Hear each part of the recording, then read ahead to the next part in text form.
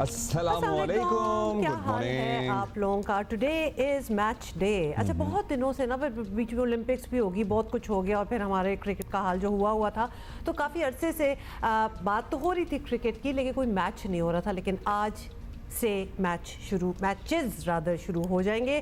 पाकिस्तान और बांग्लादेश के दरमियान सीरीज का पहला टेस्ट आज से 10 बजे रावलपिंडी में शुरू होगा, प्रोवाइडेड ये कि बारिश ना हो। तो ये और क्योंकि बारिश रात तो में आपको भी पता है हो ही रही है। बारिश का तेज हल्की का सिलसिला जारी रहा है। लाहौर में भी मौसम बड़ा सुहाना है। रावलपिंडी में सुबह भी तेज बारिश हुई है। दिन 11 बजे फिर बादल बरसने की उम्मीद बताई जा रही है या फिर पेशगोई की जा रही है। कल ट्रॉफी की रूनुमाई की गई है, वो जरूर हम आपको दिखाएंगे, क्योंकि अभी तो मैच होगा नहीं होगा, हालांकि हो ही जाएगा इंशाल्लाह, लेकिन जो हो चुकी है चीज़ वो तो हम आपको दिखा दें। ट्रॉफी दिखाएं जी, ये लें। अब्दुल्ला कैसी लग रही है, नजर आ रही है? नहीं, अभी नहीं आ रही कोई it's very golden. It's very golden. It's very golden. It's nice. It's huge. It's big. So अच्छी है। चलिए, अच्छी हमें तब ज़्यादा लगेगी। देखो, it's nice. It has 4 prongs, जैसे कोई डायमंड नहीं परोया होता है किसी रिंग में, तो वो लग रहा है 4 prongs and a ball in the middle. नहीं, it's beautiful ji. It looks nice. पीछे आसमान भी अच्छा लग रहा है। We are looking forward to the victory इंशाल्लाह। होपफुली ये मैचेस हो जाएं और नतीजा खेज हों, मतलब बगैर किसी नतीजे के भी टेस्ट मैच खत्म हो जाए तो फिर मज़ा नहीं आता। सो खबर ये है, हमने पहले भी आपको बताया था कि टीम 4 फास्ट बॉलर्स के साथ बगैर किसी स्पेशलिस्ट स्पिनर के मैदान में उतरेगी।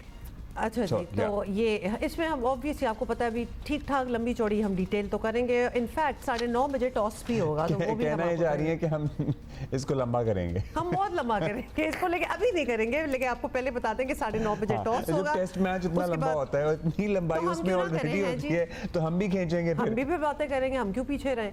और साथ हमारे अपने एक्सपर्ट्स भी होंगे और हम बहुत सी स्पेकुलेशन भी करेंगे कि क्या हो सकता है क्या नहीं, but that will all come later in the show. हाँ, मतलब स्टेडियम की तैयारी और फिर शायकीन का क्या इंतजाम है? कोई आ रहा है? Is anybody showing up? कोई What do you mean, is anybody? Of course people will show up. मौसम बहुत अच्छा है, ये एक एडवांटेज है। कोई अपनी पिकनिक मौसम बना ले। अच्छा है। अगर कोई देखें, इट्स नॉट छुट्टी, स्कूल भी खुले हुए हैं, कॉलेज भी चल रहे हैं, दफ्तर भी चल रहे हैं, so it's not even a weekend. So despite that लोग आ ही जाते हैं और पूरी पिकनिकें बन रही होती हैं और इसमें कोई बुराई भी नहीं है। Why not? इट्स मैच हो रहा है। मगर खाना पीना जो है ना, वो यूजुअली आप बाहर से नहीं ला सकते, तो अंदर क्या इंतजाम है, क्या मिल रहा है, क्या नहीं मिल रहा, दैट्स ऑल्सो वेरी इंपॉर्टेंट। क्योंकि हमारे यहाँ मैच तो हो जाएगा, लेकिन at times match becomes secondary, खाना बिकम्स प्राइमरी। ठीक है, ऑलवेज ऑलवेज, ठीक है। So that's the most important part of going to the stadium watching a match as well. So we will keep you updated about that too on the food. अभी हम आगे बढ़ेंगे और कुछ सियासी बातें जी कर लेते हैं। तहरीक इंसाफ हुकूमत के खिलाफ एक बड़ी तहरीक चलाने के लिए बड़ी बेताब है, लेकिन अब तक बात बन नहीं पा रही है, क्योंकि मौलाना साहब ने भी कह दिया, अभी मैं तो नहीं मिल रहा किसी के साथ। तमाम तर कोशिशों के बावजूद सोलो हो गए हैं। खैबर पख्तूनख्वा के अलावा पीटीआई कभी कहीं भी काबिल जिक्र जलसे नहीं कर पाई है। अब इस्लामाबाद में 22 अगस्त को जलसा करने का ऐलान किया गया है, मगर लग नहीं रहा कि उन्हें यह मौका मिल पाएगा। अच्छा, मिल पाएगा नहीं मिल पाएगा ये तो खैर पता नहीं, लेकिन शायद वो खुद भी इसके लिए पूरी तरह तैयार नहीं है। और पार्टी में ताज़ा वापस आने वाले शेर अफजल मरवत अलबत्ता दावा कर रहे हैं कि जलसा तो होगा। एंड उनका एक अपना स्टाइल होता है चीज़ें कहने का, तो वो कह रहे हैं जलसा तो होगा। और इससे पहले खैबर पख्तूनख्वा के वज़ीर आला अली अमीन गंडापुर सवाबी जलसे में साफ कह चुके हैं कि कोई ताकत उन्हें जलसा करने से नहीं रोक सकती। सर, आपको तो कुछ नहीं रोक सकता, तो लिहाजा ये सुने उनका क्या कहना था। ये जगह नाकाफ़ी है और हमारा जलसा तरनोल से लेकर संगजानी के मकाम तक होगा, क्योंकि ये लोग जो है ना, ये 5 कनाल की जगह में तो आने से रहे और ये कैमरे से दिखा भी दे कि मजाक कर रहे हैं कि जी हाई कोर्ट के एनओसी के बाद जो जगह भी दी तो इतनी सी जगह दी कि जिसमें गुसलखाना ही नहीं बन सकता है। हम जलसा करेंगे, हमें कोई परवाह नहीं है ये रोड ब्लॉकेड का पर्चा करते हैं या दहशतगर्दी करते हैं। मैं यहाँ पे बरबला ऐलान करता हूँ कि हमारा इस्लामाबाद में जलसा होगा, जहाँ हमारी मर्जी है वहाँ पे होगा। कोई रोक सकता है तो रोक ले, तमातम मस्त कलंदर होने दो, बीच में मत आना। इंशाल्लाह डी चौक पे जलसा होगा। अगर एनओसी नहीं मानोगे, अब किसी का बाप भी हमें नहीं रोक सकता। मैंने आपको कहा था ना कि कोई नहीं रोक सकता इनको। मैं तो यहाँ बैठी डर गई। मेरा ख्याल है कि कंटेनर तो इनकी आवाज से रेजा रेजा हो जाएंगे, पाश पाश हो जाएंगे, सड़कें टूटने का भी इम्कान है, दरख्त कांप उठेंगे। तो वो कह रहे हैं कि जी हम तो दमादम मस्त एंड व्हाटएवर। वैसे एक बात बताऊं, किसी कमजोर दिल वाले अफराद को हार्ट अटैक भी आ सकता है। इर्द गिर्द तो फिर बड़े मजबूत दिल वाले ही खड़े हुए इनके, क्योंकि वो तो खैर आपको पता है ना कि वाइब्रेशंस भी हो रही होती हैं उनकी आवाज की। खैर एनीवे फॉरगेट दैट। हुकूमत की तरफ से तहरीक इंसाफ को दोहरे पैगामात दिए जा रहे हैं और एक तरफ कहते हैं पीटीआई अमन व अमान पर यकीन नहीं रखती और इसलिए जलसे की इजाज़त नहीं दी जा सकती, लेकिन फिर ये भी कहते हैं कि वो चाहे तो अपना शौक पूरा कर ले, नो प्रॉब्लम। कि जी मैं खुद चाहता हूँ ये अपना शौक पूरा करें। ये जो है ना ये फिर से अब अगर देखिए ये आज से बहाने मारने शुरू हो गए हैं कि जी पकड़ धक्कर हो रही है ये वो आपने, और इनकलाब की ये हालत है कि वो कल नहीं पंजोथा साहब बाहर आके कह रहे थे कि खान साहब को ये एतराज़ है कि उनको इलेक्ट्रॉनिक टूथब्रश नहीं मिल रहा। तो देखिए मैं तो खुद चाहता हूँ कि ये आके अपना शौक पूरा करें। इंटीरियर डिवीजन देखेगा और देखने के बाद वो किसी नतीजे पे पहुंचेगा। इनके माजी को देखते हुए, इनके रिसेंट कॉन्डक्ट को देखते हुए, इन्होंने जो हमले जो इंस्टॉलेशंस को नुकसान पहुंचाया उसको देखते हुए मुझे नहीं लगता कि इनको बहुत ज़्यादा कुछ चांसेस हैं कि इनको कोई इजाज़त दी जाए। आज से रावलपिंडी में पाकिस्तान और बांग्लादेश के दरमियान पहला टेस्ट पे शुरू हो रहा है। दूसरा जलसा वर्किंग डे यानी जुमेरात को रखा गया है। 22 अगस्त की तारीख किसने और क्या सोच कर रखी है उस पर भी सवालात उठ रहे हैं। तहरीक इंसाफ की सियासी मुश्किलात अगरचे कम नहीं हो रही हैं, लेकिन इसे कदर इत्मीनान ये है कि हुकूमती इत्तेहादी जमातें मुस्लिम लीग नून और पीपल्स पार्टी में भी लफ्जी जंग चल रही है। अब कोई किसी को बेवकूफ़ कह रहा है तो कोई जवाब में करप्ट कह रहा है, ये सब हो रहा है। हल्की फुल्की मौसीकी है फिलहाल तो। इश्यूज अभी भी हैं, अभी ऐलानात होते रहते हैं अजीब व गरीब, जिसकी वजह से हम परेशानी में आ जाते हैं कि बेवकूफ़ी के ऐलानात का जवाब कैसे दें। बट खैर I won't go into politics now and not bore you with this. कल देख रही थी किसी ने ये लफ्ज़ इस्तेमाल किया कि ये बेवकूफ़ी है, तो मैं हंस पड़ी। मैंने कहा कि करप्शन का पैसा जेब में डालना, प्रोटोकॉल पे पैसे खर्च करना, जहाज़ों पे, हेलीकॉप्टर्स पे, गाड़ियों के कॉन्वॉयज़ पे, तनख्वाहों में, घरों पे, ये बेवकूफ़ी नहीं है। आवाम को रिलीफ देना बेवकूफ़ी है। अगर 2 महीने का रिलीफ भी किसी को मिल जाता है, आवाम को मिल जाता है, पंजाब के आवाम को मिल जाता है, तो मेरे लिए इससे ज़्यादा सादत की बात, इससे ज़्यादा खुशी की बात, इससे ज़्यादा इत्मीनान की बात नहीं। चलिए ये तो आपने सुन ही लिया और ये कहा जा रहा है कि दोनों हुकूमती जमातों में महाजराई शायद ज़्यादा देर नहीं रहेगी। कोई एक जमात भी ये लड़ाई अफोर्ड नहीं कर सकती बेसिकली, और सदर और वज़ीर आज़म अपने अपने पार्टी रहनुमाओं को बयानातबाजी से रोक देंगे। लेकिन अगर ऐसा नहीं होता तो यकीनन हुकूमत को कमज़ोर करने के लिए तहरीक इंसाफ को शायद जलसों की ज़रूरत भी नहीं पड़ेगी, क्योंकि वो आपस में ही काफ़ी हैं एक दूसरे को सुनाने के लिए। लेकिन सर्टनली तैयारी तो कर रही है तहरीक इंसाफ जलसों की। मौलाना साहब ने कहा है वो तो सोलो ही उड़ेंगे। हैदर शिराजी हमारे साथ ही इस्लामाबाद से मौजूद हैं हमारे साथ। मतलब जनरल फैज़ की गिरफ्तारी और उसके बाद आपको पता ही है बहुत सी मुतअद्दिद गिरफ्तारियां, कल भी कुछ लोग जेल से पकड़े गए हैं। ये सोच रही थी हुकूमत या एक्सपेक्ट कर रही थी कि पीटीआई बैकफुट पे होगी या परेशान होगी, लेकिन आपको पता ही है Imran Khan on the front बहुत ही एक मजबूत और इत्मीनान वाला चेहरा ही पोर्ट्रे करते हैं और अब इनके जलसे की तैयारी भी चल रही है। क्या लग रहा है आपको हैदर, क्या ये एक शो करने में कामयाब हो जाएंगे? देखिए पाकिस्तान तहरीक इंसाफ तो पुरुमीद है और गुज़श्ता कोर कमेटी मीटिंग में इन्होंने फैसला किया था कि अगर इन्हें इजाज़त मिले, एनओसी मिले या ना मिले, वो हर सूरत में ये जलसा करेंगे और इसके लिए बानी पीटीआई ने जेल से हदायत भी जारी की। गुज़श्ता रोज़ अहम डेवलपमेंट हुई जब हमने देखा कि मौलाना फजलुर रहमान ने कहा कि वो इंडिविजुअल कैपेसिटी में अपनी सियासी जमात आगे बढ़ेगी, वो किसी सियासी इत्तेहाद का हिस्सा नहीं होंगे। तो इसी दौरान जो तहरीक तहफ़्फ़ुज़ आईन पाकिस्तान है उनकी जानिब से एक नोटिफिकेशन जारी हुआ है।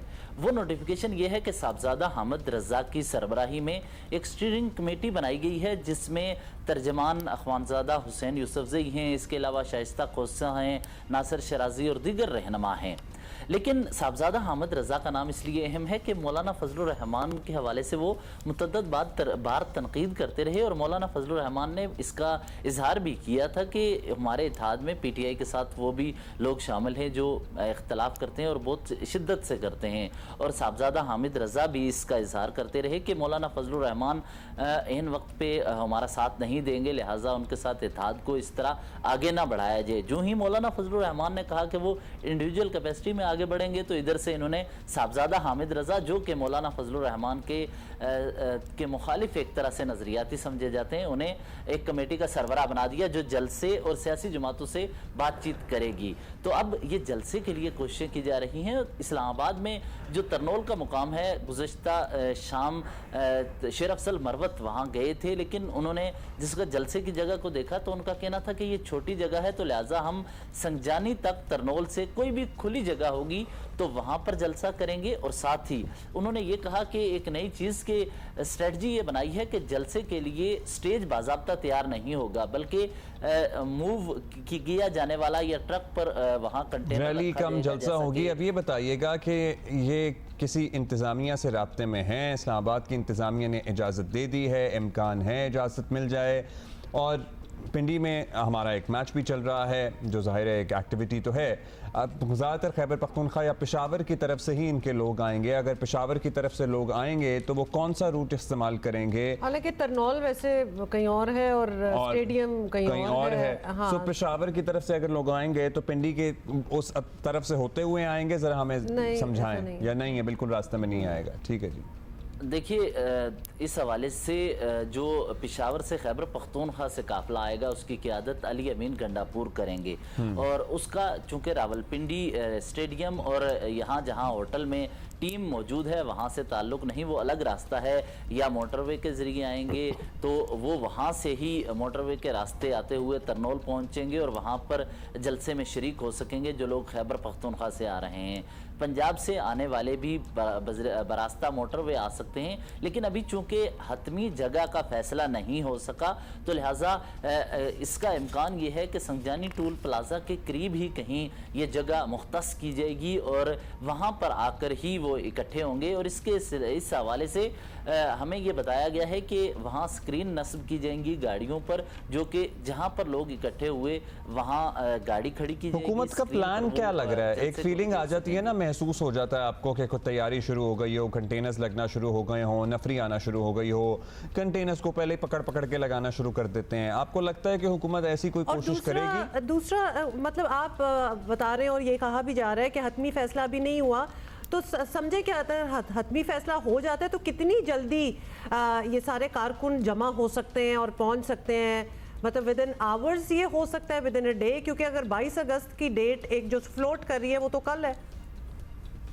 देखिए, वो 10 से 15 किलोमीटर का एरिया है जहाँ पे खुली जगह जहाँ देखेंगे वहाँ पर ही वो जलसा करेंगे। तो लिहाजा तरनौल और संजानी के दरमियान में ये इलाका जो आता है, इस जगह पर कहीं भी उन्हें 10 से 15 किलोमीटर का आगे रास्ता है, तो इसमें कहीं जहाँ पर खुली जगह मिलेगी वहाँ पर होगा, लेकिन इन्हीं एरियाज़ में होगा। दूसरा, हुकूमत की अगर बात कीजिए तो PTI इस वक्त ये कह रही है, शिकवा भी एक तरह से कर रही है कि जमाते इस्लामी आई, उन्हें प्रोटेस्ट करने की इजाज़त दी गई। मजहबी जमातें आई, प्रोटेस्ट उन्होंने किया, डी चौक पर वो इकट्ठे हुए। इसके अलावा जमाते इस्लामी और गज़ा के हवाले से एक्टिविटीज़ होती रहीं तो उन्हें इजाज़त मिलती रही, लेकिन PTI को इजाज़त नहीं मिल रही। तो लिहाजा वो इस मरतबा चाहते हैं कि अगर इंतज़ामिया ने इजाज़त दे दी तो ठीक, वरना वो इसके सिलसिले में ये जलसा जो है वो जलसा करेंगे। और जलसे के लिए उन्हें NOC के हवाले से उन्होंने तो वाज़े कोर कमेटी ने कह दिया है कि हमें NOC मिले या ना मिले हम करेंगे, लेकिन आखिरी वक्त तक इंतज़ामिया के साथ बातचीत की जाएगी। Got it Haider, thank you so much for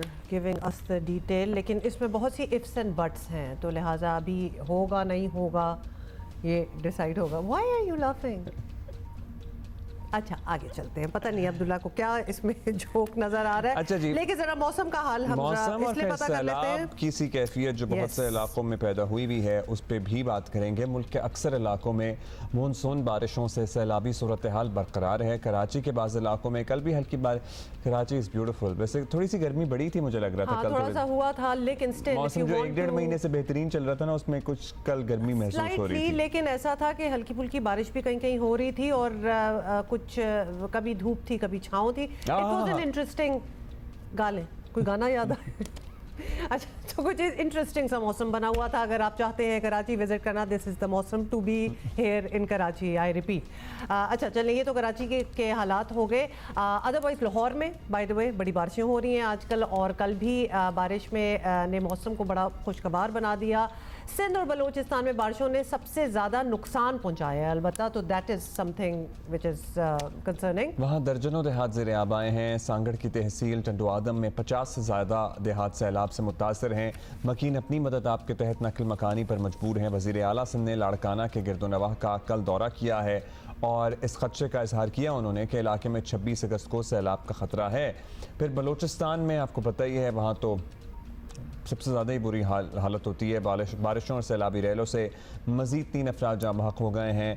hub और गिरदोनवाह में वक्फे से बारिश के बायस हब डैम में पानी ज़ख़ीरा करने की गुंजाइश बस 4 फुट रह गई है। महकमा मौसमियात ने आज भी बालाई खैबर पख्तूनख्वा और पंजाब में कहीं कहीं तेज़ बारिश की पेशगोई कर रखी है। और सिंध में आज शाम या रात में जैकबाबाद, दादू, जमशोरो और कराची में तेज़ हवा के साथ बारिश का इम्कान जाहिर है। आजकल बस वो मौसम है कि any time it can rain anywhere, क्योंकि पूरे मुल्क में ये सिलसिला जो है ये सेम है।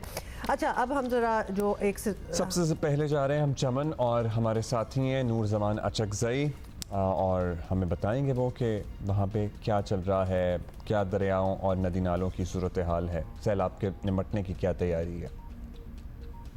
जी, ताकतवर मानसून मौसमी सिस्टम कमज़ोर पड़ गया है बलूचिस्तान के शुमाल बालाई इलाकों में। तमाम मौसमी सिस्टम ने न सिर्फ बलूचिस्तान के शुमाल बालाई इलाकों में बड़े पैमाने पर नुकसान से पहुँचा है, बल्कि खासकर चमन और किला अब्दुल्ला के बॉर्डर पर, जो कि मेरे पीछे कोजक टॉप का पहाड़ी जो सिलसिला है, वहाँ पर तूफानी बारिश के बाद जो पहाड़ों से आने वाले सैलाबी रेले थे, न सिर्फ आंधी तेज तूफानी हवाओं के बायस यहाँ पर सोलर जो पैनल सिस्टम से पानी का असूल किया जाता है वो तबाह करके रख दिया, जबकि सैलाबी रेलों ने बड़े पैमाने पर आबादियों को नुकसान पहुंचा है। जिस तरह के घर हम आपको दिखा सकते हैं कि अगर मुकम्मल तौर पर तबाह हो गया है, तमाम दीवारें जो है वो ज़मीन बोस हो चुके हैं।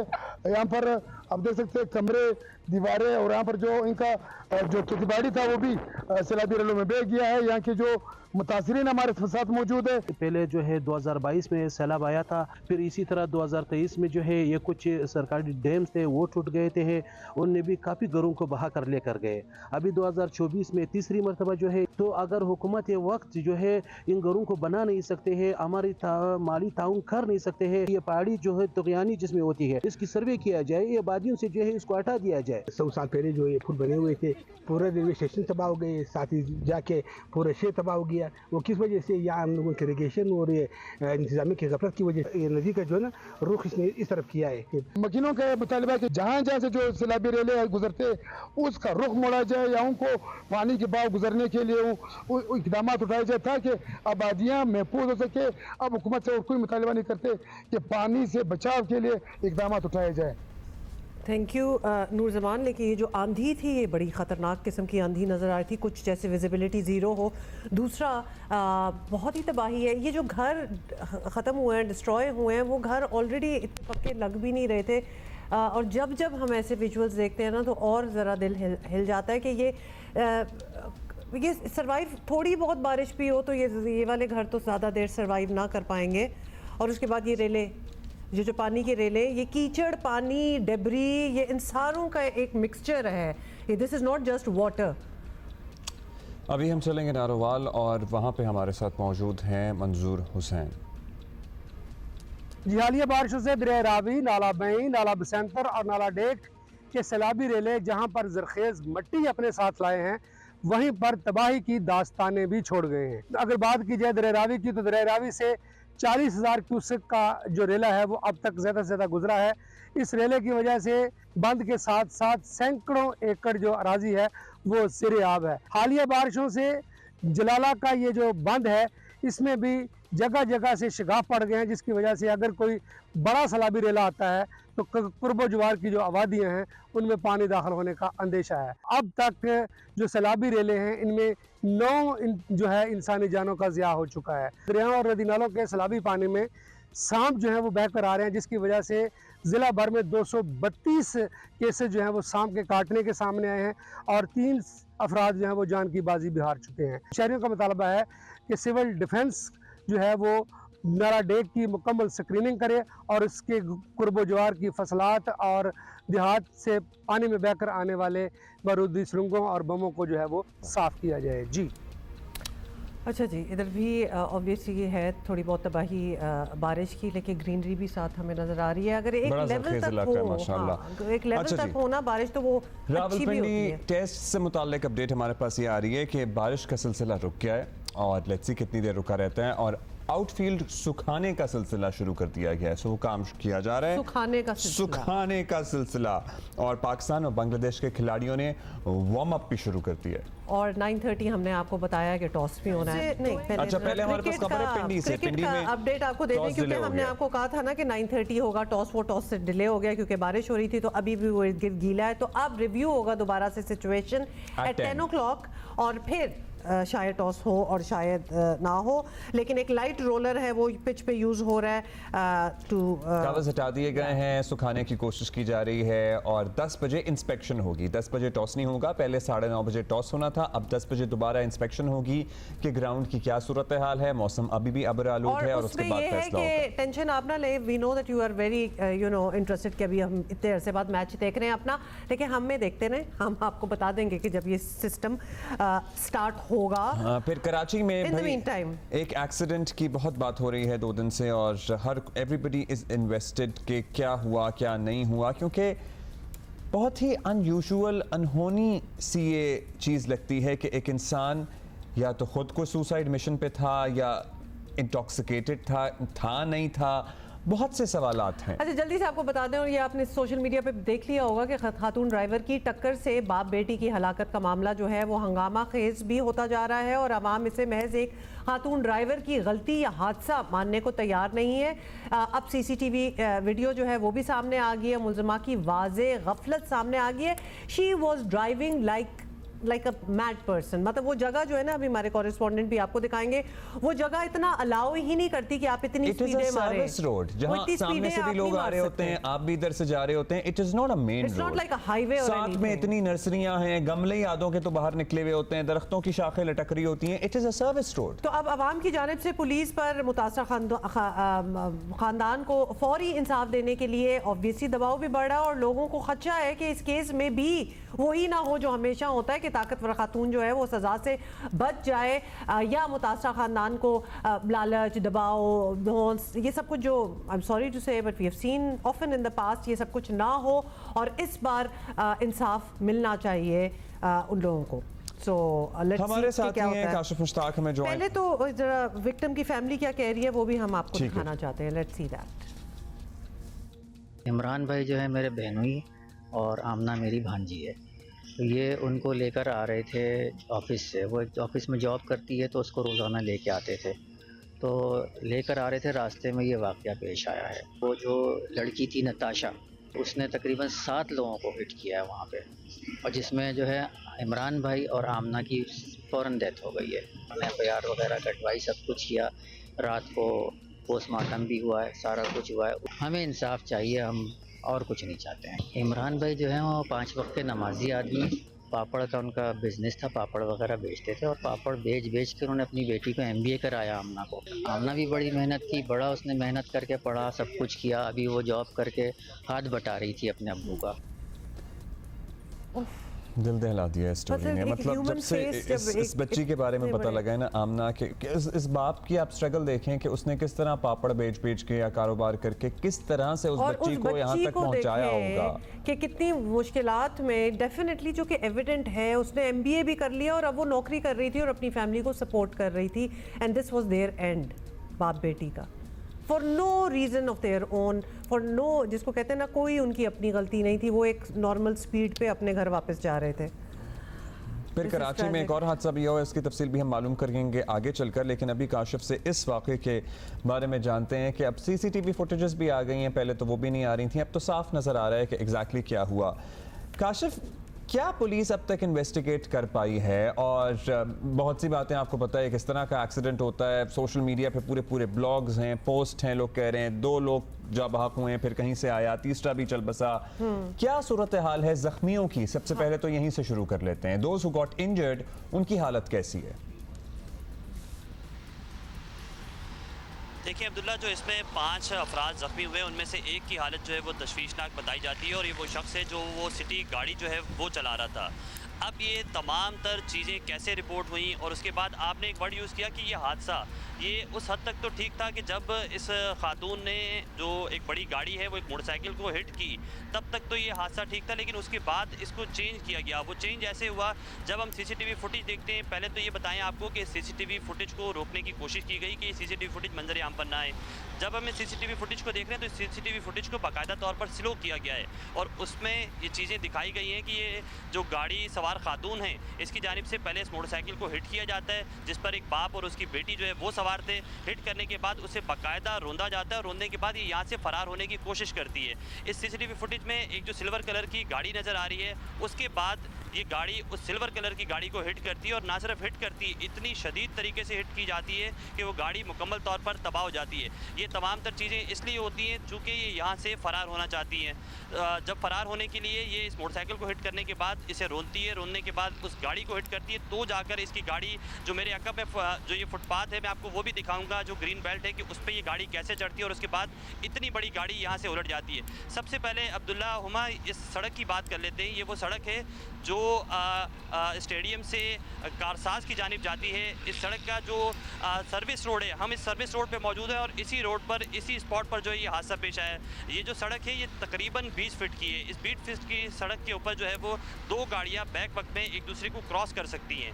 अब इस यहाँ सबसे पहले ये बताने की वजह ये है कि यहाँ इस सर्विस रोड पर इतनी ज़्यादा स्पीड नहीं होनी चाहिए जैसे उस गाड़ी की स्पीड। अच्छा काशिफ, ये बताइएगा कि ये इस मोटरसाइकिल को हिट करने के बाद गाड़ी को कैसे हिट करती है? जी जी, साथ साथ आप ये भी एक्सप्लेन करते हैं, गाड़ी को क्या वो रिवर्स करके यू टर्न ले रही होती है, या आगे ही चली जाती रहती है और बीच में फिर गाड़ी आ जाती है? क्योंकि हमें अभी मोटरसाइकिल के साथ एक गाड़ी खड़ी नजर आ रही है सीसीटीवी में। वो गाड़ी ठीक नजर आ रही है, वो गाड़ी ठीक नजर आ रही है, वो क्या टर्न करके वापस आके भागने की कोशिश में इसको हिट करती है? वो जरा साथ में एक्सप्लेन कर दें। नहीं अब्दुल्ला, सबसे पहले ये जब उस मोटरसाइकिल को हिट करती है, उसके बाद बाकायदा जो है वो आगे मजीद तेज़ रफ्तारी के साथ बढ़ने की कोशिश करती है, जिसके बाद वो जो सिटी गाड़ी नज़र आ रही है उसको मुकम्मल तौर पर ना सिर्फ हिट करती है, वो जो सिटी गाड़ी है वो आगे एक दरख्त के साथ जाके टकराती है, और इसको पीछे से इतना प्रेशर होता है इस गाड़ी का कि वो गाड़ी जो है मुकम्मल तौर पर तबाह हो जाती है। ये तो उस गाड़ी की और यहाँ जो वाक़या पेश आया उसकी सिचुएशन होगी। अब थोड़ा सा स्पॉट भी हम आपको दिखाएं, मैंने कैमरा मैन अदनान हैदर, तो इस जानिब से जहाँ मैं ये खड़ा हूँ यहाँ से ये गाड़ी आ रही थी। आप ये फुटपाथ के मनाजिर देख सकते हैं, ये ग्रीन बेल्ट है, तमाम तर गमले जो है वो यहाँ टूटे हैं। ये गाड़ी इतनी स्पीड में थी कि उसके बाद जब इसने पहले इब्तदाई तौर पर उस गाड़ी को जो है वो जब हिट किया, तो हिट करने के बाद वो गाड़ी भी इस जानिब, मेरे बिल्कुल सीधे हाथ की जानिब आप ये गमले देख सकते हैं कि इस जानिब वो सिटी गाड़ी गई है। उसके बाद जो ये लैंड क्रूजर इस खातून की गाड़ी थी वो इसके ऊपर चढ़ी और वो यही इसी मकाम पर जो है वो उलटी है। अब तक तमाम तर शवाहिद भी यहाँ मौजूद है और इसी मकाम की जो सीसीटीवी फुटेज है वो ये सीसीटीवी फुटेज आप स्क्रीन पर देख रहे हैं। और ये रोड कोई बहुत ज़्यादा चौड़ा रोड नहीं है, बहुत छोटा रोड है और ये सर्विस रोड है। अगर यही गाड़ियाँ जो मेरे सीधे हाथ की जानिब मेन कारसाज रोड है, डबल रोड, उस ट्रैक पर चल रही होती तो किसी हद तक हम ये समझ सकते थे कि ओवर स्पीड थी, हादसा था। लेकिन चूंकि इस सड़क पर अभी भी हम देख रहे हैं कि जो भी गाड़ियाँ यहाँ से गुजर रही हैं उनकी स्पीड कोई बहुत ज़्यादा यहाँ हो नहीं सकती, क्योंकि अतराफ़ में आबादी है, घर मौजूद हैं और यहाँ से सर्विस रोड से गुजरने का मकसद ही यही है कि गाड़ियाँ बहुत स्लो स्पीड में होती हैं। आप मोटरसाइकिल की गलती भी देखें कि उसकी कोई गलती सामने नहीं आ रही है, चूँकि वो मोटरसाइकिल की स्पीड भी काफ़ी ज़्यादा कम है। अब जल्दी से ये भी बता दें कि चीज़ें वाज़े कर दी हैं। जी काशिफ, ये भी बता, क्योंकि इतनी चीज़ें हैं, इतनी बातें हो रही हैं सोशल मीडिया पे, ये खातून गाड़ी में क्या अकेली थी या इनके साथ कुछ कोई और भी था? क्योंकि जब जो वीडियो सामने आई हैं, जब ये निकली हैं, तो ये किसी का नाम भी ले रही हैं, जैसे किसी को पुकार रही हो। बिल्कुल जो वीडियो सामने आई है उनमें एक और खातून भी नज़र आ रही हैं। वो खातून इनके साथ नहीं थी, सिर्फ ये अकेली एक ही खातून इस गाड़ी के अंदर मौजूद थी। और इसे भी जो है इब्तदाई तौर पर यहाँ से जब पुलिस और रेंजर्स की भारी नफरी पहुँची है तो जो मुश्तिल अफराद थे उनसे बचाया गया और इसे मुकम्मल तौर पर सेव करके यहाँ से थाने मुंतकिल किया गया। फिर जो गाड़ी यहाँ मौजूद थी, मुश्तिल अफराद ने इस खातून की गाड़ी को यहाँ जो है नुकसान पहुँचाने की कोशिश की, जो कि मुकम्मल तौर पर वीडियोज़ के अंदर भी देखा जा सकता है कि तबाह हो चुकी है एक्सीडेंट की वजह से ही। तो उसे भी जो है फौरी तौर पर यहाँ से बादराबाद थाने मुंतकिल किया गया। अब केस की इन्वेस्टिगेशन के हवाले से अगर हम बात करें तो इस वाक़े का मुकदमा जो है वो दियत की मुद्दत और कत्ल बिल सबक की मुद्दत जो है वो इस तरह की दिफात इसमें शामिल की गई हैं। और जो लड़की जो इसमें जांबाक हुई है उनके जो मामू हैं उसकी मुद्दत में ये मुकदमा दर्ज किया गया है और उसमें तमाम तर तफसीलात बताई गई हैं। अब पुलिस के आला अफसरान ये बताते हैं कि पुलिस पर काफ़ी ज़्यादा प्रेशर है इस हवाले से। ये प्रेशर हम इस तरह भी देख सकते हैं कि जब गुज़िश्ता रोज़ इस खातून को कोर्ट में पेश किया जाना था तो इसे पेश नहीं किया गया। इनके वकला की जानिब से ये बताया गया कि उनकी जो ये खातून है वो उसकी मेंटली हेल्थ जो है वो बेहतर नहीं है। तो इस तरह के बयानात की जानिब से भी सामने आए। काशिफ, अच्छा ये भी हम क्लियर कर दें कि हमारे पास जो सीसीटीवी चल रही है ना उसमें सिर्फ मेरी मोटरसाइकिल है और मोटरसाइकिल के पीछे एक गाड़ी खड़ी हुई है। It is not the same car जो कि हिट की है, वो आगे एक गाड़ी है, वो एक और एंगल में नजर आएगी, वो हमारे पास अभी नहीं चल रही है। एक और वाकया हुआ है जिसमें एक स्कूटी पे एक खातून अपनी स्कूटी चला रही थी और सड़कें खराब हैं, उस वजह से वो गिरी और एक डंपर ऊपर चढ़ गया। वो क्या है? जी बिल्कुल, ये राशिद बिनाज रोड जौहर मोड़ के करीब ये वाक़या गुज़िश्ता रोज़ शाम के वक्त पेश आया और इसमें ये बाकायदा तौर पे देखा गया कि खातून जो है वो स्कूटी चलाते हुए, चूँकि कराची में हालिया दिनों में बारिशें हुई हैं और मुख्तलिफ़ सड़कों पर चूँकि सड़कों की हालत भी अबतर है और उसके साथ साथ जो मुख्तलिफ़ मकामात पर पानी भी जमा है, तो वहाँ से ये स्कूटी गुजर रही थी और उसी दौरान ये खातून जो है वो स्कूटी से गिरी हैं और पीछे से जो डंपर आ रहा था वो जो है उसने इसे हिट किया और खातून जो है मौके पर ही जांबाक हो गई। ताहम पुलिस की जानिब से अब कार्रवाई की जा रही है और उस डंपर को अपनी तहवील में ले लिया गया है। पुलिस की जानिब से एक चीज़ हम आपको बता दें कि ट्रैफिक पुलिस की जानिब से बाकायदा एक टाइम स्लॉट रखी गई है कि जो हैवी गाड़ियाँ होती हैं उनका मखसूस टाइम है कि वो रात के वक्त जो है वो निकलती हैं और उनका मखसूस टाइम है कि वो सुबह इस वक्त तक जो है वो निकल सकती हैं। लेकिन उसके बावजूद ये दिन के औकात में भी मुख्तलिफ मकामात पर जो है वो नज़र आती है। जब हम ट्रैफिक पुलिस हुक्काम या इलाकाई पुलिस से बात करते हैं कि ये दिन के औकात में कैसे है तो उनकी जानिब से बताया जाता है कि ये चूँकि एमरजेंसी ड्यूटीज़ भी होती हैं, जैसे कि वाटर टैंकर है, वाटर टैंकर पूरे 24 घंटे में किसी भी वक्त जो है वो शहर की सड़कों पर नज़र आ सकता है। जो फ्यूलिंग के लिए जो फ्यूल टैंक होते हैं बड़े बड़े वो जो है वो शहर में नज़र आ सकते हैं। लेकिन इस तरह के डंपर जो हैं उनके बाकायदा टाइम स्लॉट रखे गए हैं रात को 10 से 11 बजे से लेकर सुबह 6 से 7 बजे तक की। तो ये उस औकात में जो है शहर की सड़कों पर नज़र आने चाहिए। लेकिन हमने देखा है कि शहर की सड़कों पर दिन के औकात में भी ये नज़र आते हैं और मुख्तलिफ मकामात पर इस तरह के वाक़यात रिपोर्ट होते हैं और उसके बाद कोई सुनवाई नहीं होती है। इस वाक़े का भी जो है वो मुकदमा दर्ज किया जा रहा है और जो तफ्तीशी टीम है वो ये बताती है कि ड्राइवर को भी जल्द गिरफ्तार कर लिया जाएगा, जबकि जो डंपर अपनी तहवील में लिया गया है उसके मालिक के हवाले से भी वो छानबीन शुरू कर दी गई है। Kashif, thank you so much for the detail. अच्छा जी, ये सारी चीज़ें, उसके अलावा एक वाटर टैंकर जो है वो ग्रीन लाइन बस के ट्रैक के जंगल को उसने टक्कर मारी है और वो टूट गया है, तो वो भी एक डिस्ट्रप्शन हुई है। बट ये डेफिनेटली ये वाली जो पहली खबर हमने बताई, ये जो मैंने अभी आपको बताया है तो ये हुआ है। और पुलिस के मुताबिक आपको बता दें कि हादसा तेज़ रफ्तारी और ब्रेक फेल होने की वजह से पेश आया है, लेकिन nobody was hurt in the process. लेकिन वो पहला मामला बहुत ही अफसोसनाक है, मतलब उस फैमिली में जो बाप बेटी जाँ बहक हो गए हैं for no fault of their own, that is truly tragic. And then you know, एक के बाद एक, फिर वो सिलसिला रुका नहीं कि वो रुक जाता, नहीं। वो औरत तब भी रुकी है, उसकी गाड़ी जब उसको खुद को टक्कर लगी है, जब खुद गाड़ी उल्टी है तो वो रुकी, अदरवाइज कोई ऐसा चांस नजर नहीं आ रहा था। भाई ये ज़बरदस्त खबर है। पाकिस्तान के मुईत बलोच हैं, इन्होंने वेनेजुएला के शहर में जारी वर्ल्ड मिलिट्री कैडेट गेम्स में गोल्ड मेडल जीता है और क्या ज़बरदस्त इन्होंने रिकॉर्ड बनाया है। मुईत बलोच 400 मीटर दौड़ में गोल्ड मेडल जीता है इन्होंने और मुईत बलोच ने सबको पीछे छोड़ते हुए फासला जो था वो सिर्फ 48.2 सेकेंड्स में पूरा कर लिया और उसके बाद क्या डांस दिखाया। ऑब्वियसली इतनी ऊंची थी, who would have thought, and he did it। इनकी ये जो सेलिब्रेशन है ना, ये असल में बहुत पॉपुलर हो रही है। जीत के बाद उन्होंने रिवायती अंदाज में रक्स किया और जश्न मनाया। पाकिस्तान एयरफोर्स से इनका ताल्लुक है। मुईत बलोच 46.75 की टाइमिंग के साथ 400 मीटर दौड़ में कौमी रिकॉर्ड भी रखते हैं। So he is our national champion too. So congratulations to Moeed and good way to celebrate and good reason to celebrate as well. हादसा हुआ है और बड़ा ही अफसोसनाक हादसा हुआ है ईरान के शहर में यज़्द में पाकिस्तानी ज़ायरीन की बस को हादसा हुआ है। ईरानी मीडिया के मुताबिक हादसे में 28 ज़ायरीन जाँ बहक हुए हैं। अस्पतालों में इमरजेंसी नाफिज की गई है। ज़ायरीन की बस चेक पॉइंट के सामने उलट गई, वहाँ बस में आग लग गई। 53 अफराद सवार थे, 20 से ज़ायद ज़ख्मी हुए हैं। लाड़काना में मौजूद मौलाना कमर अब्बास नकवी का दावा है कि हादसे में 35 अफराद जाँ बहक हुए हैं, 15 ज़ख्मी हुए हैं। बस में 14 ख़वातीन समेत 50 से ज़ायद अफराद सवार थे। बस लाड़काना से रवाना हुई थी बाय द वे ये, और इसमें 10 अफराद खैरपुर से बैठे थे, 6 अफराद का ताल्लुक कश्मीर से था। और सदर मुमलिकत आसिफ अली ज़रदारी ने ईरान में पाकिस्तानी ज़ायरीन की बस हादसे पर रंज और दुख का इजहार भी किया है। बहुत कुछ हो रहा है इनफैक्ट, लेकिन मैच अभी शुरू नहीं हुआ, तो we are going to find out about that. हमें ज्वाइन किया है इस वक्त भट्टी साहब ने, अब्दुल माजिद भट्टी भी हैं हमारे साथ, फिरोज होंगे वहाँ ताज़ा सूरत हाल बताएंगे। और ऑल्दो अब्र आलूद जो था मौसम इससे पहले लग रहा था वो ज़रा क्लियर लग रहा है, आसमान साफ नज़र आ रहा है, बादल क्या छट गए हैं नहीं छट गए हैं, और सिक्योरिटी के इंतजाम और बाकी चीज़ें हम जानेंगे अरफा से। और भट्टी साहब ऑब्वियसली हमारे ज़रा क्या हम किस खिला रहे हैं, किसको किस नंबर पर आना चाहिए, वो सारी बातें उनसे कर लेंगे भी हो जाएंगी। सो अरफा क्या अपडेट है आपके पास? 10 बजे इंस्पेक्शन होनी थी, कुछ हो सकी?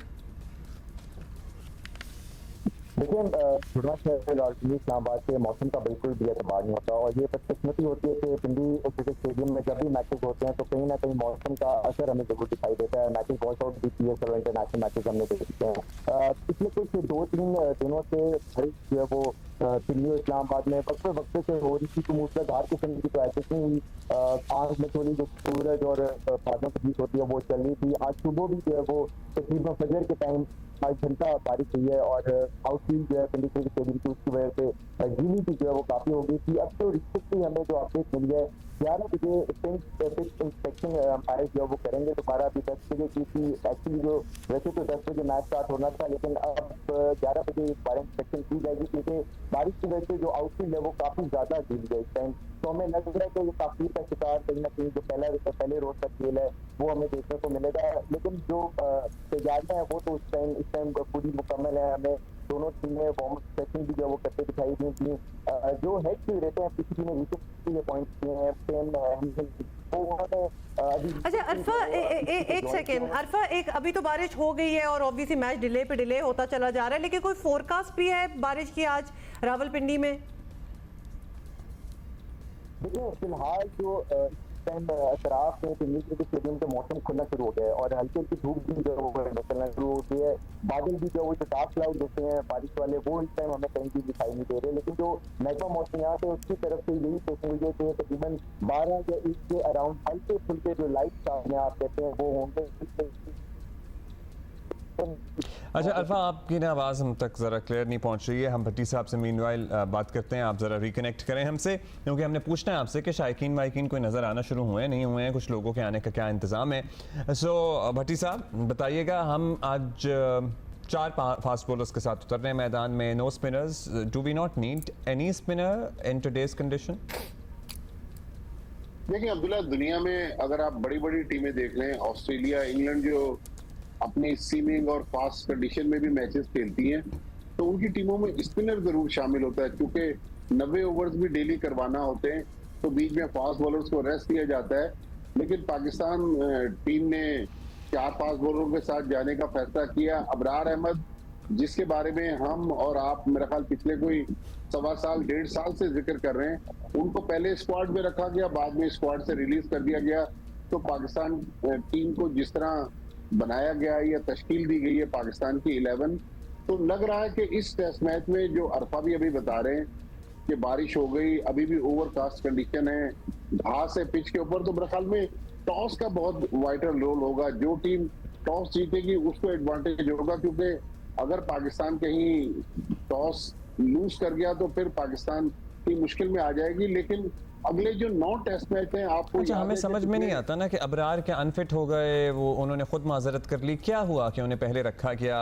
और एक सेकंड, सॉरी, अभी तो हम इतने अरसे से क्रिकेट खेल ही नहीं रहे, किस चीज पे अनफिट हो गए? नहीं हुए, मतलब बस निकाल दिया। अनफिट नहीं हुए, नहीं हुए, अच्छा वैसे आउट हो गए, वैसे आउट हो गए। देखिए अब्दुल्ला, इस वक्त बांग्लादेश की 2 टीमें पिंडी इस्लामाबाद में हैं। जो उनकी नेशनल टीम है वो यहाँ पिंडी स्टेडियम में खेल रही है, और जो बांग्लादेश की ए टीम है वो इस्लामाबाद क्लब में पाकिस्तान शाहीन्स के खिलाफ खेल रही है। तो अबरार अहमद को यहाँ से रिलीज करके पाकिस्तान शाहीन्स या पाकिस्तान की जो जूनियर टीम है उसमें कहा गया है कि वहां जाएं और वहां जाके अपने जौहर दिखाएं। तो पाकिस्तान टीम में फिलहाल अबरार अहमद की जगह नहीं।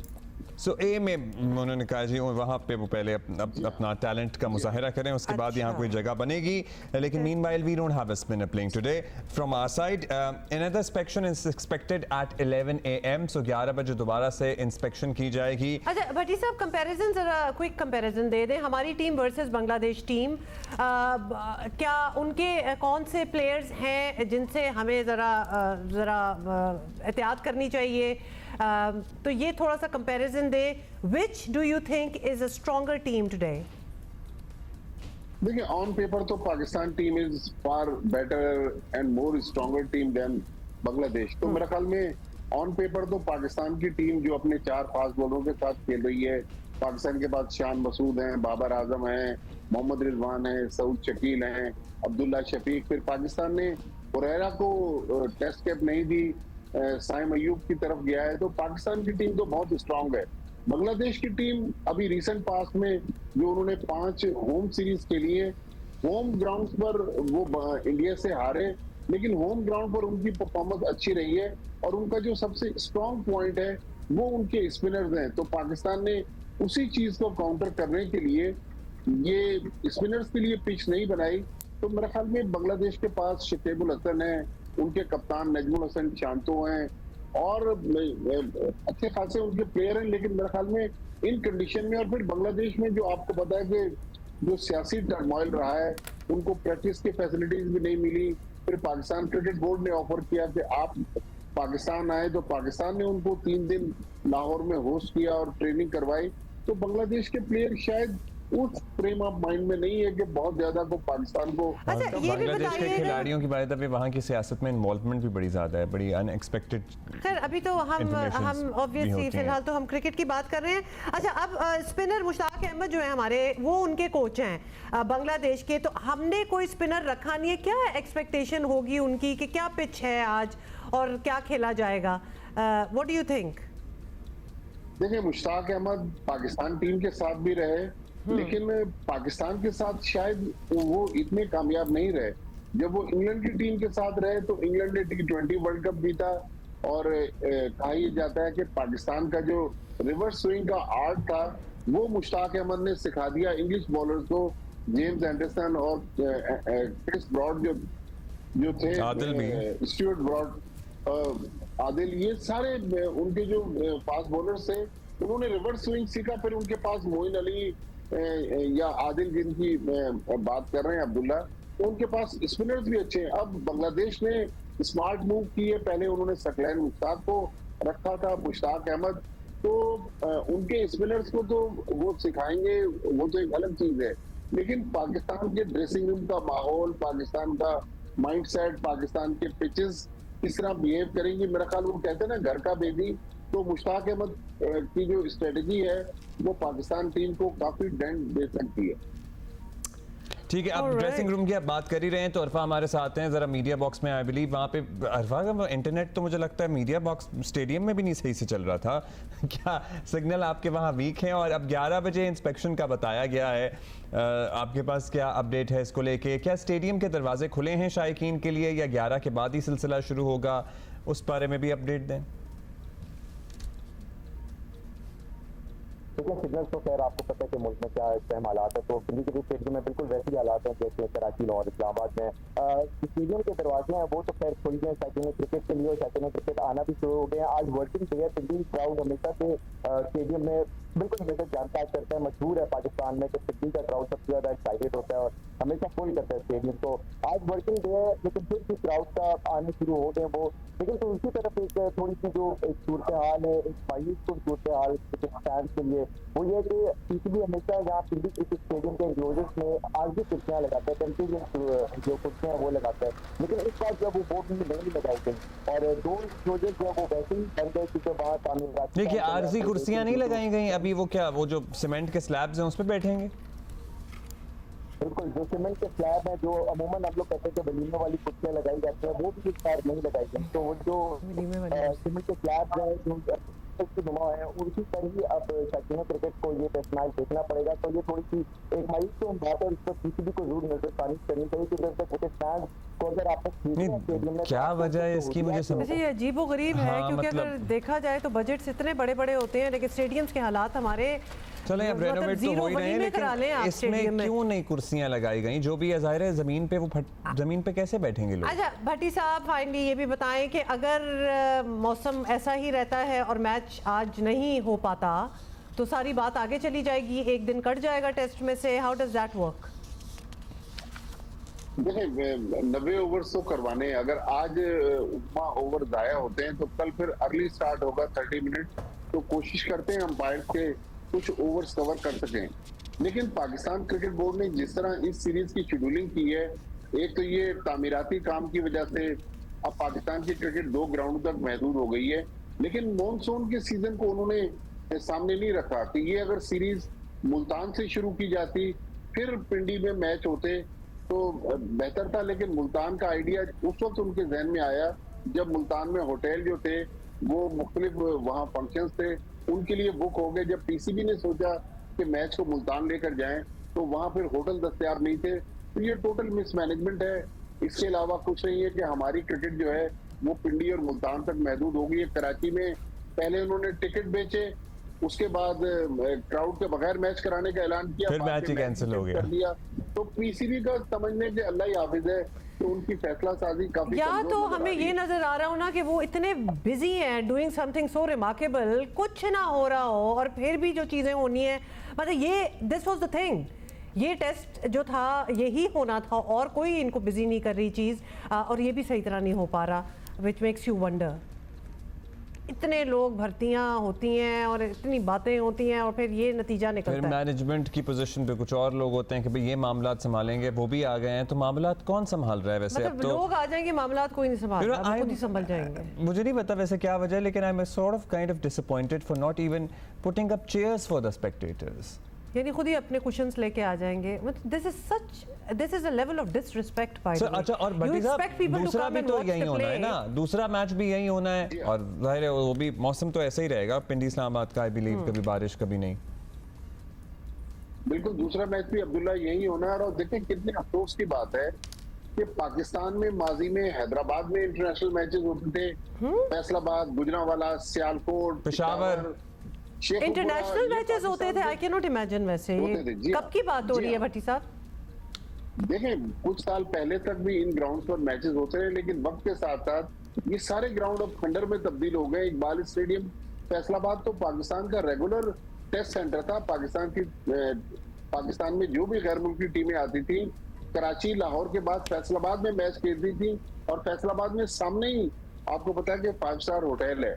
लेकिन ये 6 ग्राउंड जो हैं इस वक्त खंडर में तब्दील है। पेशावर में कुछ रेनोवेशन का काफी सालों से सुन रहे हैं लेकिन अभी वो ग्राउंड भी इंटरनेशनल मैचेस के काबिल नहीं है। तो अब ये पीसीबी अपने पैसों से कराची, लाहौर और पिंडी में कह रहा है कि state of the art ground. अच्छा ये जो जुरिस्डिक्शंस होती हैं मुझे ये पूछना है जरूर जैसे कि फैसलाबाद का स्टेडियम है या फिर पेशावर का स्टेडियम है या लाहौर का स्टेडियम है, ये ठीक करना कितनी कंट्रीब्यूशन इसमें सूबाई हुकूमत की चाहिए होती है और कितनी पीसीबी को पैसे लगाने होते हैं? क्योंकि ज़ाहिर है हम ज़रा तायुन करना चाहते हैं कि ये प्राइमरी जिम्मेदारी किसी की है कि अगर फैसलाबाद का नहीं ठीक हुआ या फॉर इंस्टेंस पेशावर का नहीं ठीक हुआ तो क्या वहाँ की रिस्पेक्टिव हुकूमतों का भी किरदार है इसमें या सारा मलबा पीसीबी पे डालना है? देखिए अब्दुल्ला अफसोस की बात यह है कि नेशनल स्टेडियम कराची वाहिद स्टेडियम है जो पाकिस्तान क्रिकेट बोर्ड की अपनी प्रॉपर्टी है। एग्जैक्टली। कज़ाफी स्टेडियम लाहौर वो लीज पर पाकिस्तान को गालिबन 30 साल की लीज पर मिला है लेकिन पाकिस्तान क्रिकेट बोर्ड अब सारा काम खुद ही कर रहा है। ये पाकिस्तान क्रिकेट बोर्ड करोड़ों अरबों रुपए लगाकर रेनोवेशन तो करवाता है, लेकिन उसकी ओनरशिप जो है वो ज्यादातर सूबाई हुकूमतों और डिस्ट्रिक्ट एडमिनिस्ट्रेशन के पास चली जाती है, जिसकी वजह से पाकिस्तान क्रिकेट बोर्ड के कंट्रोल में नहीं सारी चीजें रहती। आपको याद होगा नियाज़ स्टेडियम हैदराबाद में वलीमे भी होते रहे, हेलीकॉप्टर भी उतरते रहे, जी पॉलिटिकल रैलीज भी हुई, तकारीब होती रही।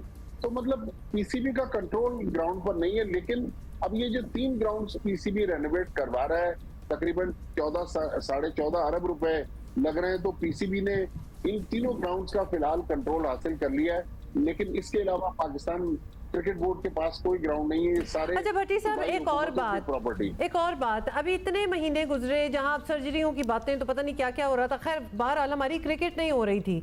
ये रेनोवेशन का काम जो सारे तीनों हमारे जो मेन स्टेडियम्स है, लाहौर, कराची, रावलपिंडी की हम बात कर रहे हैं, ये कब स्टार्ट हुए और कितनी ड्यूरेशन लगनी थी? Because we are just thinking कि अभी ये स्केड्यूल्ड मैच नहीं हो पा रहा, इतनी जल्दी से इसको मूव किया है वापस रावलपिंडी, तो ये रेनोवेशन लग रहा है कि आगे सीजन में कितने मैचेस मुतासिर नहीं। और ये रेनोवेशन कब से शुरू हुई है? कुछ महीने हो चुके हैं या अभी रिसेंटली स्टार्ट हुई है? देखिए, मैं और याया उस्तानी हम लोग एक रिकॉर्डिंग के लिए last week national stadium Karachi गए थे। वहां तो अभी तोड़ फोड़ का काम चल रहा है, बल्कि मैं कल भी नेशनल स्टेडियम के पास से गुजरा, वहां तो अभी काम शुरू नहीं हो सका, सिर्फ अभी जो बिल्डिंग है उसको तोड़ा जा रहा है। इसी तरह पिंडी की भी फुटेज अभी चल रही थी, पिंडी स्टेडियम में भी तोड़ फोड़ हो रही है। कज़ाफी स्टेडियम लाहौर, वहां पर अभी बेसमेंट के लिए खुदाई हो रही है, क्योंकि आपको पता है कि मॉनसून के सीजन की वजह से मूसलाधार बारिशें हो रही हैं। तो पाकिस्तान क्रिकेट बोर्ड के पास 4.5 से 5 महीने का टाइम है। मोहसिन नकवी साहब क्लेम कर रहे हैं कि दिन रात काम करके हम इस तामीराती काम को मुकम्मल करेंगे। जाहिर है इसमें फॉरेन कंपनीज भी इन्वॉल्व हैं, लेकिन आप देखें कि अब सर्दियों की दिन भी शुरू हो रहे हैं। मेरी बात सुनो, जो सीमेंट, बजरी, कंक्रीट डालनी होती है, उसको क्यूरेट भी तो होना होता है, उसमें सूखना भी तो होता है, उसको पानी भी तो लगना होता है। मतलब दिन रात खुद तो काम कर लेंगे, ये स्ट्रक्चर एक खड़ा होना है इतना बड़ा बहुत। और 5-5, 6-6 मंजिला बिल्डिंगे हैं, ये किस तरह मुकम्मल होंगे? आप देखें कज़ाफी स्टेडियम ग्राउंड 0 हो गया है, उसकी जो पुरानी मेन बिल्डिंग थी, पीसीबी का हेडक्वार्टर शिफ्ट हो गया नेशनल क्रिकेट एकेडमी में। नेशनल क्रिकेट एकेडमी में अब्दुल्ला जो वहां पर बाकायदा जिस तरह होटलों के कमरे होते हैं उस तरह के कमरे थे, उसका फर्नीचर कहाँ गया? क्योंकि वहां तो पीसीबी के ऑफिसेज बन गए। तो मतलब इस वक्त पाकिस्तान क्रिकेट बोर्ड का पूरा एक तो वैसे ही निजाम उलट पुलट है, लेकिन इस वक्त वाकई उनके ऑफिस यानी फिजिकली भी उधर हो गए, खत्म हुआ है सारा। मोहसिन नकवी साहब का ऑफिस आपको याद है करोड़ों रुपए के लागत से बना, वो टूट गया। ड्रेसिंग रूम कज़ाफी स्टेडियम के तकरीबन 1.5 साल पहले बने थे, वो टूट गए। तो मतलब हमने बगैर प्लानिंग के सारा काम शुरू कर दिया, लेकिन अल्लाह करे कि पाकिस्तान क्रिकेट बोर्ड ये वक्त पर सारा काम मुकम्मल कर सके। आए चले फिर कलेक्टिवली पूरा मुल्क ये अल्लाह करे करते हैं, क्योंकि और तो चीज़ हमें कुछ नज़र नहीं आ रही। भट्टी साहब, thank you for being with us. Coming back to the match, वो अब जब शुरू होगा तो of course we are right here and we will keep you posted on that. अच्छा जी, अभी हम दोबारा बारिश और उसके बाद बनने वाली सूरत हाल पे अपडेट करेंगे नौशर फिरोज से, और गुलाम हैदर आकाश हमें ज्वाइन कर रहे हैं वहाँ से। जी, हालिया मानसून बारिशों के दौरान जिला नौशर फिरोज बुरी तरह मुतासर हुआ, जिसमें जिला नौशर फिरोज की तहसील कंडियारों के 3 यूनियन काउंसिल्स हैं, union council कंधर, union council Ghulam Shah और यूनियन काउंसिल घांगरा, जो इनके 25 से ज़्यादा देहात है जहाँ सैलाबी सूरत हाल है और वहाँ पर घुटनों घुटनों पानी, सैलाबी पानी वहाँ जमा है, जिसके बाद लोगों का शहरों से रब्ता मुनक़ता है और वहाँ पर लोगों के आमदरफ्त में शदीद मुश्किलात का सामना करना पड़ा है। कई रोज़ गुजरने के बावजूद भी वहाँ से सैलाबी पानी न निकालने के खिलाफ इलाका मकीन ने एहतजाज किया। तहम इलाका मकीन के एहतजाज के बाद ज़िला इंतज़ामिया ने, डिप्टी कमिश्नर ने, वहाँ मकामी जो MP हैं उन्होंने और टाउन कमेटी चेयरमैन ने भी वहाँ से विज़िट किया है। उसके दौरान उन्होंने सूरत का जायज़ा लिया, तहम वहाँ पानी अब भी मौजूद है और इलाका मकीन की मुश्किलात का शिकार है। उनका कहना है कि इन सैलाबी सूरत हाल से हमारे कई घर जो मुनहदम हो चुके हैं, या तो वो पानी के जद में है जिसकी वजह से वो यहाँ से नकल मकानी करने पर मजबूर है और महफूज मकामात पर रोडी कैनाल के बंद पे जाके उन्होंने पनाह ले रखी है। उन्हें ना अब तक कोई टेंट मिले हैं, ना कोई राशन मिला है, ना कोई दीगर कोई इमदादी सरगर्मियाँ शुरू की गई है, ना ही उनके गांव से कोई पानी का अखराज शुरू किया गया है। डी वाटरिंग का सिस्टम भी अभी तक शुरू नहीं किया गया, जबकि दूसरी जानिब डिप्टी कमिश्नर नौशद अफरोज का कहना है कि हमें फौरी तौर पर इन इलाकों से पानी निकालने के लिए कोशिशें कर रहे हैं, ताहम शहरी इलाकों में जहाँ पर पानी मौजूद है उन्हें भी निकालने की कोशिश की जा रही है, जिसके बाद दही इलाकों से भी डी वाटरिंग का सिलसिला शुरू किया जाएगा। जी बहुत शुक्रिया। और जब ऐसी कोई आफतें आती हैं ना तो फिर लगता है कि हम वापस ग्राउंड ज़ीरो पे चले गए हैं। जितनी भी गेंस हुई होती हैं, कुछ भी बेहतरी आई होती है, वो वापस ज़ीरो पे चली जाती है और वो हमें नज़र आता है। हमें जिस तरह लोग साफ़ पानी के लिए खड़े हैं, इट्स ट्रैजिक। और अभी बारिशें हो रही हैं, अभी ख़त्म भी नहीं हुई। बारिश तो पिंडी में भी अब पता नहीं होती है, बाकी नहीं होती है, लेकिन 11 बजे अब दोबारा इंस्पेक्शन होगी ग्राउंड की। पे ये जो फेक न्यूज़ है ना, ये बहुत बड़ी चीज़ बनती जा रही है अब। और सोशल मीडिया हो या न्यूज़ वेबसाइट्स, जाली खबर ऐसी चिंगारी है जो मुल्क भर में आग लगा सकती है। यहाँ तक कि पढ़े लिखे और समझदार माशरे भी इसकी जद में आ सकते हैं, और यही हुआ है बरतानिया में। या फिर आप कहीं और बैठ के किसी और मुल्क में आग लगा सकते हैं। वो तो बड़ा ही आसान है, क्योंकि फिर लोग समझते हैं ना हम इनविंसिबल हैं, हमें पकड़े भी नहीं जाएंगे।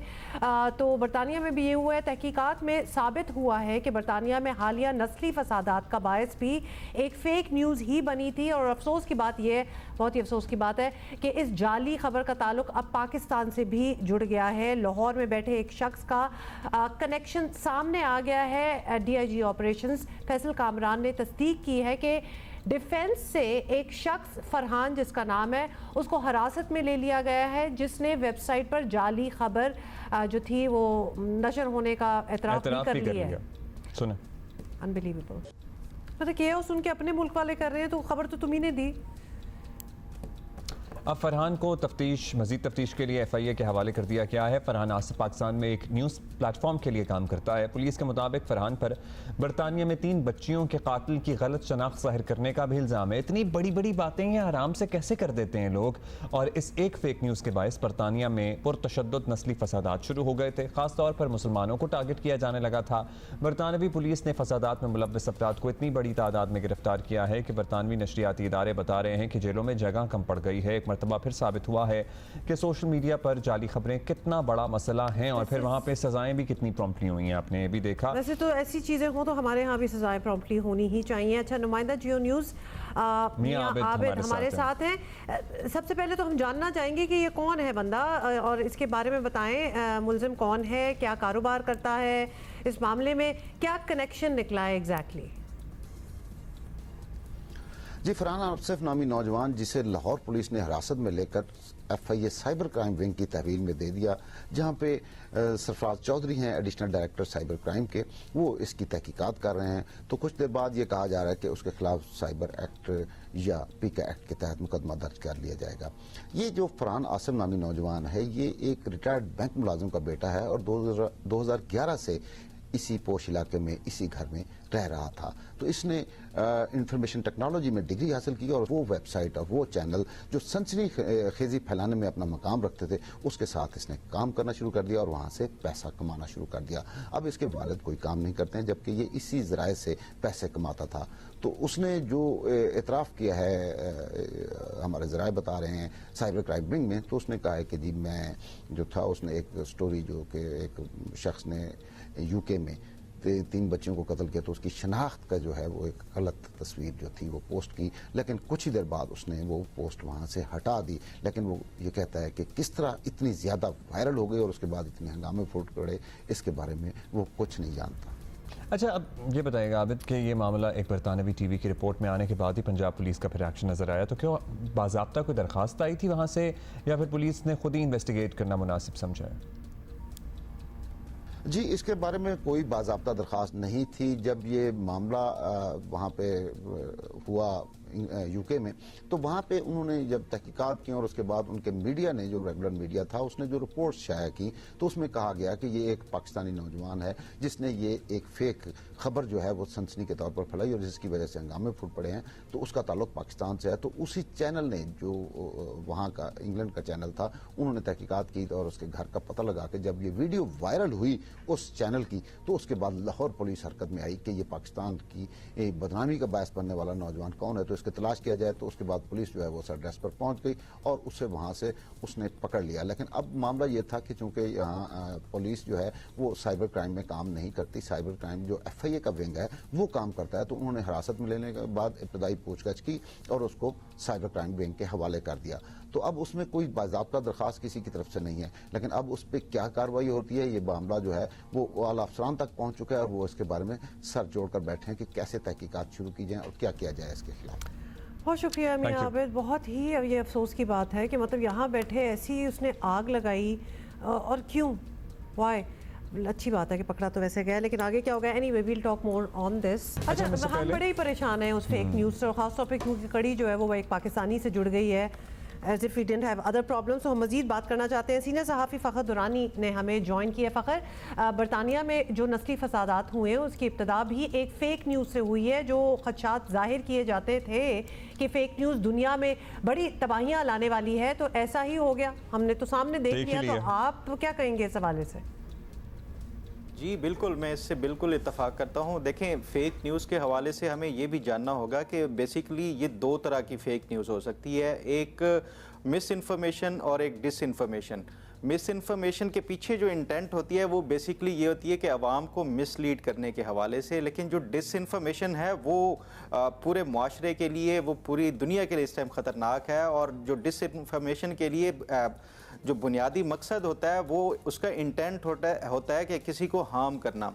तो मैं ये समझता हूँ कि ये आने वाले दिनों में जिस तरह इंटरनेट की पेनिट्रेशन दुनिया भर में बढ़ती जा रही है, उसी हिसाब से ये जो डिसइंफॉर्मेशन है या जो फेक न्यूज़ है उसका ख़तरा भी उसी हवाले से बढ़ता जाएगा। और यही वो वजह है कि दुनिया भर के जो ममालिक हैं वो ये कहते हैं कि ये जो फेक न्यूज़ है या डिसइंफॉर्मेशन है, अगली जो वॉर्स होंगी वो ये इसी तरह इंटरनेट के ऊपर और ऑनलाइन इस तरह लड़ी जाएंगी। मतलब इसमें तो फिर सजाएं होनी चाहिए ना। Miss information is deliberately misleading वाली बात है कि हमें पता है ये झूठ है लेकिन हम उस चीज़ को फैलाएंगे। लेकिन वो एजेंडाज होते हैं प्रोपेगेंडा करने के और जाहिर है उसके तहत ये सारा कुछ किया जाता है। किस तरह से मुल्क में कोई भी सियासी इवेंट हो उसके दौरान दीगर ममालिक की तरफ से भी एट टाइम्स कोशिश की जाती है कि ये डिसइंफॉर्मेशन फैलाई जाए, जिसको हम इन अदर वर्ड्स कहते थे ना फूट डालने वाली बात ना, तो ये फूट ही डाली जाती है। अच्छा, अब पाकिस्तान में भी आपको पता ही है फेक न्यूज़ जो करती है वो तो करती है, अलग मामला है, लेकिन कुछ पाकिस्तानियों का 7 समुंदर पार बैठकर फेक न्यूज़ के जरिए मसाइल पैदा करना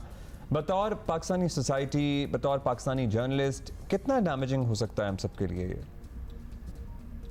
बिल्कुल, ये सिर्फ ऐसा नहीं कि सिर्फ पाकिस्तान से बाहर 7 समंदर पार, यहाँ पे पाकिस्तान के अंदर भी ये ना सिर्फ सहाफ़त के लिए बल्कि ओवरऑल हमारे मुआशरे के लिए एक ख़तरनाक रुझान बनता जा रहा है। जिस तरह कमर्शलिज़म बढ़ती जा रही है, लोगों ने ये जो बुनियादी जो एक असूल हैं सहाफ़त के उसको भूल के सिर्फ सेंसेशनलिज़म और इस तरह की जो है वो ख़बरें फैलाई जाती हैं। और बाज़ औक़ात तो यही होता है कि मिस इन्फॉर्मेशन के लिए ही, लोगों को मिसलीड करने के लिए, प्रोपेगेंडा के मकासद के लिए इस तरह की गलत ख़बरें और फेक न्यूज़ फैलाई जाती हैं। लेकिन डिसइंफॉर्मेशन के लिए जो एक रुझान बन रहा है, अगर हम रिसेंट देखें, ये मौजूदा जो मार्जिनलाइज्ड कम्युनिटीज़ के हवाले से इस तरह की डिसइंफॉर्मेशन दी जाती हैं, हमने उसकी एग्जांपल माजी में भी देखी हैं। चाहे वो जो श्रीलंकन एक मैनेजर था सियालकोट की एक फैक्ट्री में, उसकी लिंचिंग हो, मशाल खान की लिंचिंग हो, या इस तरह के और कई मामलात हैं। ये तो हमारे पाकिस्तान में इस तरह की बेशुमार एग्जांपल्स हैं। दुनिया भर में भी अगर ये इस तरह का जो बरतानिया के हवाले से एक सामने आ रहा है तो मैं समझता हूँ बड़ा अनफॉर्चुनेट है। और हमारा बतौर एक सहाफ़ी का ये किरदार और मज़ीद हमें जो है वो अदा करना होगा, ये डिसइंफॉर्मेशन और मिस इन्फॉर्मेशन को काउंटर करने के लिए और फैक्ट चेकिंग के लिए। और सख्त सजाएं भी होनी चाहिए साथ साथ, क्योंकि इस तरह ईजी नहीं छोड़ देना चाहिए कि कोई भी बैठा कहीं भी दुनिया में आग लगा दे। And we have seen this happen as well. It's very embarrassing और डेफिनेटली बदनामी है मुल्क के लिए भी कि इधर बैठा हुआ एक उधर जो है वो फूट डाल रहा है। और ये मिस इन्फॉर्मेशन ये फूट ही हुई ना कि आप एक पूरा आपने गंद मचाया हुआ है किसी और मुल्क में। अच्छा जी, थैंक यू। और मैच के बाद बाय द वे शख्स की गिरफ्तारी हो गई जो लाहौर से, जिसको आइडेंटिफाई किया गया था, पुलिस उससे पूछताछ कर रही है। उधर मैच की अपडेट ये है कि 11 बजे इंस्पेक्शन होनी है। लेट्स सी होता है कि नहीं होता है। आप जो बैठे हुए हैं रावलपिंडी में, वो ज़रा बेहतर बता सकते हैं हमें कि क्या बारिश का क्या सिचुएशन इस वक्त बनी हुई है, जो कि किसी वक्त भी हो जाती है। मुआयना कर रहे हैं। मुआयना कर रहे हैं, ओके। वैसे धूप ही लग रही है। हाँ, तो ऐसा लग रहा है उनका कि साए भी नहीं नीचे नजर आ रहे हैं, शैडोज तो ठीक है। आउटफील्ड जो है वो अभी भी गीली है, जिसको ड्राई करने की कोशिश तो कर ही रहे थे। ये ले जी, नजर आ गया किस तरह वो पानी निकाल रहे होते हैं। सो इट डज सीम कि ये हो जाएगा मैच। हाँ, शुरू तो होगा इंशाल्लाह हो जाएगा, ऑब्वियसली नॉट ऑन टाइम। और पिंडी वालों के लिए that gives you more time to reach the stadium. के खासा है कि ये स्टेडियम पहुंचते हैं और रौनक लगाते हैं। हाँ, रौनक बिल्कुल नहीं, पिंडी वाले काफ़ी वैसे रौनक लगा लेते होते हैं और पहुंच भी जाते होते हैं, फुल कर देते हैं स्टेडियम को। We don't know what's going to happen today because बात बड़ी डिले पे चली गई है। Otherwise we would still encourage कि प्लीज़ ज़रूर आएँ और मैच देखें। हाँ भाई, आपके यहाँ हो रहा है, आपके यहाँ ये वाला मैच तो आप ही के यहाँ होना था, दूसरा जो हमारे पास कराची में होना था आपने ले लिया, वो भी आपके हिस्से में आ गया है, तो हमने आपको दे दिया, वो भी आपके हिस्से में आ गया, तो आप प्लीज जरा देखें, एंजॉय करें भाई। So there you go. Anyway, इस चीज का ये मुआयना वगैरह हो रहा है, तो अनाउंसमेंट विल बी मेड। अच्छा, वार्म अप शुरू कर दिया भाई, वार्म अप हमारे फास्ट बॉलर्स जो हैं उन्होंने वार्म अप शुरू कर दिया और हेड कोच जेसन गिलिप्सी की निगरानी में Mir Hamza, Naseem Shah warm up sessions कर रहे हैं। ओके, अच्छा अभी मुझे बाबर तो नजर आए थे थोड़ी देर पहले। So yeah.